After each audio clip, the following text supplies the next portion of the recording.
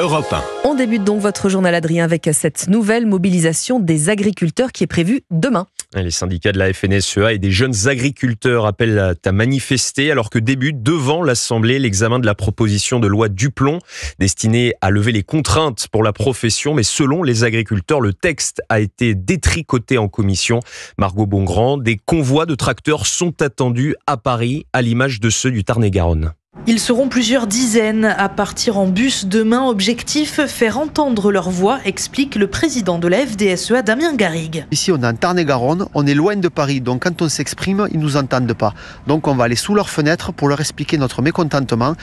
Et surtout, s'ils ont le courage, et j'espère qu'ils l'auront, venir discuter avec nous dans la rue. À un moment donné, il faut écouter le terrain. Qui nous écoute à nous, agriculteurs. Nous, ce qu'on veut aujourd'hui, c'est pas compliqué. Il y a une loi qui est sortie, qui a été faite par des sénateurs. Elle va dans le bon sens. Cette loi, c'est la loi Duplon, jugée vitale par les agriculteurs. Demain, 3500 amendements seront examinés par l'Assemblée nationale. Il y a plein de choses dedans. Le stockage de l'eau. Aujourd'hui, on l'a vu encore cette semaine avec les orages, on a de l'eau qui tombe en quantité et on ne peut même pas la stocker. C'est une aberration totale. Ce qui concerne l'acétamipride, comme elles sont utilisées dans l'agriculture ou comme elles devraient l'être, ça ne tue pas les abeilles. Si je tue les abeilles, demain j'ai plus de production. Donc le premier impacté, c'est moi. Pour cet arboriculteur, c'est clairement la loi de la dernière chance. Nous, ce qu'on veut, c'est que cette loi soit votée dans son intégralité et on passe à autre chose. Parce que si c'est pas le cas, je peux vous dire que 2024, ça aura été des préliminaires. Montauban, Margot Bongrand, Europe 1.